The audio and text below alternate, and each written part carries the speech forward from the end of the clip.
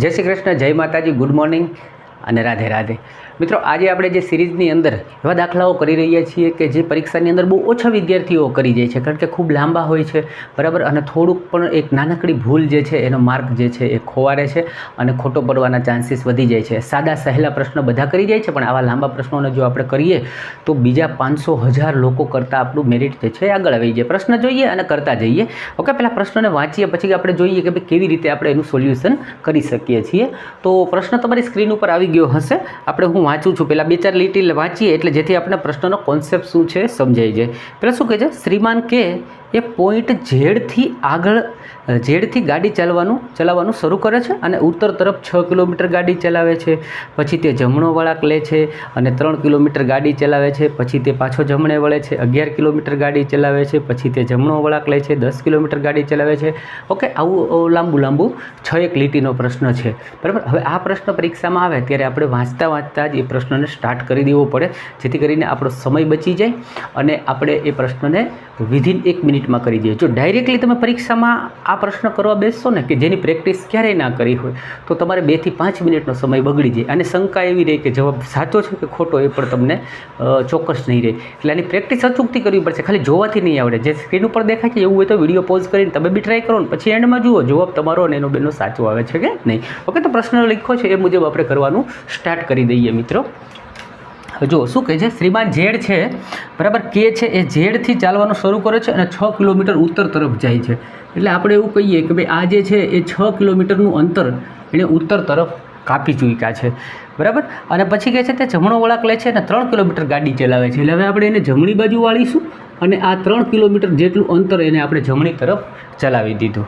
પછી શું કહે છે, પછી તે જમણે વળે છે ને 11 કિલોમીટર ગાડી ચલાવે છે। એટલે અહીંયાથી જો આ પાછો આ 6 તો અહીંયા કપાઈ જશે, ઓકે, કારણ કે 6 ઉપર ગયો હતો એટલે આ 6 કિલોમીટરનું અંતર થઈ ગયું, ઓકે, અને 5 કિલોમીટર જેટલું જે બીજું અંતર છે એ નીચે થશે, ઓકે, અને આ બંનેનું ટોટલ 11 કિલોમીટર જેટલું એ જમણી સાઈડ ચાલ્યો। પછી તે જમણો વળાંક લે છે ને 10 કિલોમીટર ચાલે છે। એટલે ફરી પાછો જમણો વળાંક લે છે અને તે 10 કિલોમીટર ચાલે છે। હવે જુઓ આ 3 કિલોમીટરનું અંતર છે, એટલે આને સીધું હું જોઉં તો આ 3 કિલોમીટર જેટલું જે છે એ અંતર આ થઈ જશે, ઓકે, અને 10 કિલોમીટર ટોટલ ચાલ્યા એટલે હવે આ અંતર જે છે એ કેટલું રહેશે તો કે 7 કિલોમીટરનું, અને આખું જે છે એ કેટલું છે તો કે 10 કિલોમીટર જેટલું છે, ઓકે। પછી શું કહે છે, 10 કિલોમીટર ચાલ્યા પછી તે છેલ્લે જમણે વળાંક લે છે અને 5 કિલોમીટર ગાડી ચલાવે છે। એટલે હજી પાછા જમણે વળાંક લે છે અને 5 કિલોમીટર, તો જુઓ અહીંયા બી એ આ અંતર 5 હતું અને એટલું જ પાછા એ ઉપર તરફ અંતર લઈ ગયા, ઓકે, અને પોઈન્ટ બી પર પહોંચે છે। એટલે અહીંયા કોઈ પોઈન્ટ બી છે, ઓકે। એટલે હવે જુઓ તો આ 5 કિલોમીટર અને આ 5 કિલોમીટર બે સેમ પાછા થઈ ગયા। તો અહીંયા આખું કિલોમીટર કેટલું ચાલ્યા હતા 10, એમાંથી 3 ઓલરેડી એ રિટર્ન થયા હતા અને 7, એટલે આ ભાગ જે છે એ 7 કિલોમીટર જેટલું એને આની વચ્ચે ડિસ્ટન્સ રહી ગયું, ઓકે। ક્યાંથી સ્ટાર્ટ કર્યું હતું ત્યાંથી। તો હવે પ્રશ્નમાં પૂછ્યું છે શું કે ભાઈ તો ફરીથી પોઈન્ટ ઝેડ સુધી પહોંચવા માટે તેણે કેટલું, બરાબર, સૌથી ટૂંકું અંતર અને કઈ દિશામાં ચાલવાનું રહેશે।